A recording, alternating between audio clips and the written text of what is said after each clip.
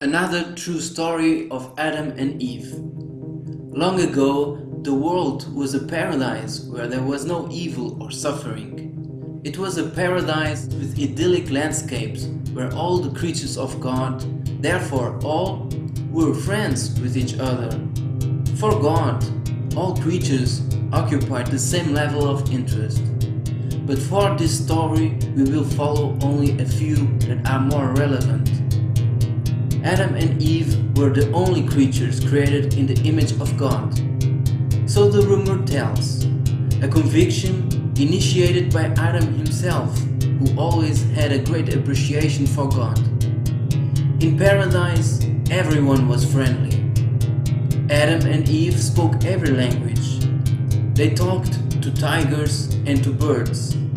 None of the creatures were thirsty, but they all drank the most delicious and refreshing liquor. They never felt hungry, but ate the best of delicacies. God made everything perfect. They all said it in chorus and unison. Among God's creatures, all very close friends of Adam and Eve, there was one that this couple had a close connection to. It was the serpent. The serpent was playful and amusing, and the couple was always entertained. They liked to hear him talk because he spoke like he was, like an S. Therefore, the serpent really spoke. Adam and Eve never saw God, but everyone spoke of him and how beautiful and interesting he is. But at least with the serpent they could count. The serpent was a great companion, with funny jokes that makes them laugh every time. On the other hand, the couple would take the serpent with them whenever they went for a walk, because, as he had no legs, they helped the serpent with the steps. On yet another day, sunny and beautiful, the serpent suggests to imagine what would happen if we ate the forbidden fruit. Adam says that God gives us all the best food and that's why we don't need to eat the forbidden fruit. He takes care of us, so we must follow his instruction. We have to respect his will. But Eve has another opinion. Eve says to eat the forbidden fruit. For so it may be that God appears and so we see him in person, says Eve. What does he do every day to not feel lonely? Anyway, he must be very handsome. I want to see him. I think we should eat the forbidden fruit. Eve approaches her hand to pick a fruit.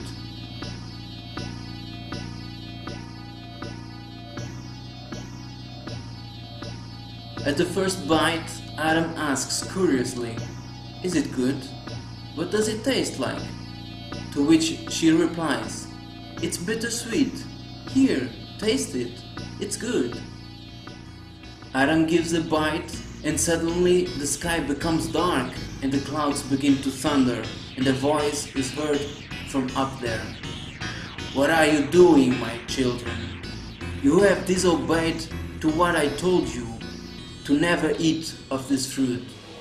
And this was not a request, it was an order. You are not worthy of my residence." And so God decided to expel them from paradise. First, they took Eve. Archangels who came out of the clouds took her and forced her to go with them. God abducted Eve as Adam cried out, "You cannot do this to me.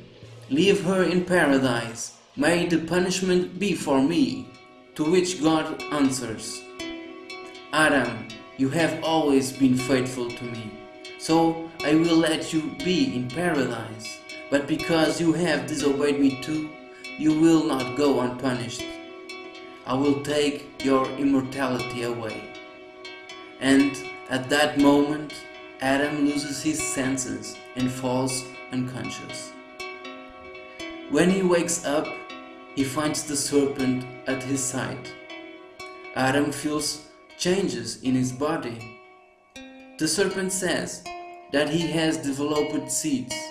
Adam feels an immense libidinous will, a desire he does not understand.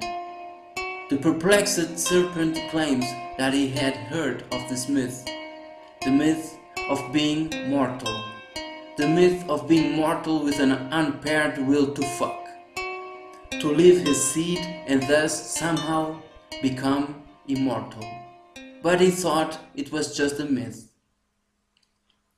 The serpent knew a great deal about the lore of paradise, so Adam asks the serpent to guide him in his quest, to become again an immortal and to save Eve, to have her back.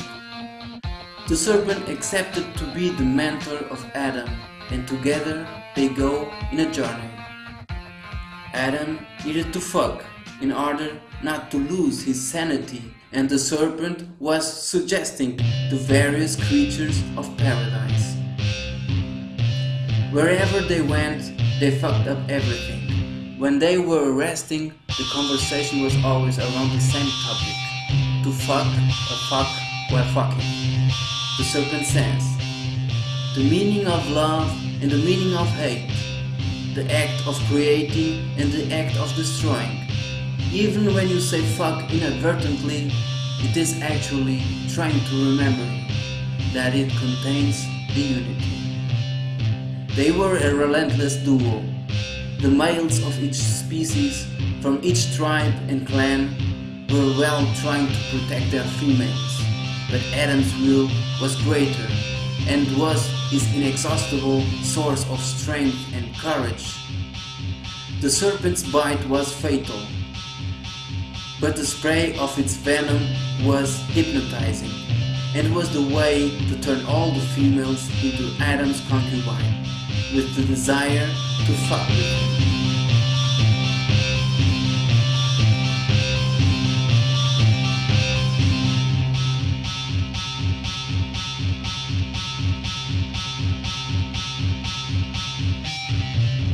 At one point, a greedy Adam suggests moving to a higher level and attempting to conquer giant demigods and archangels. But for this, you need to train more. For example, fighting golems, said the serpent. A few days later, when they reach the territory of the golems, Adam prepares for the surprise attack. Although they were larger in size, they were surprisingly easy to defeat. Even the conquest of the female golems was not challenging, since they did not resist Adam's wishes.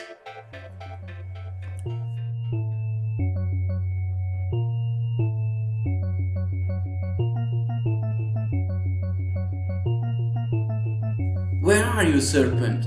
asks Adam. "Something is wrong. Nobody here offers resistance." Suddenly, Adam feels that someone is next to the concubine golem, with who he was with just now in the clearing between boulders.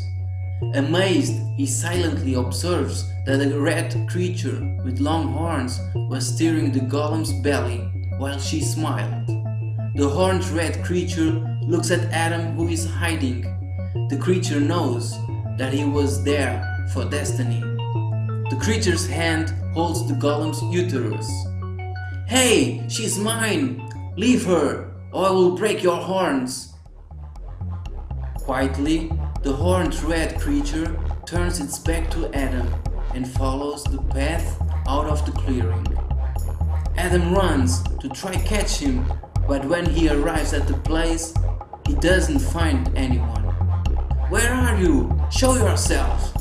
And the serpent says calmly, "My tongue is very sensitive to vibrations.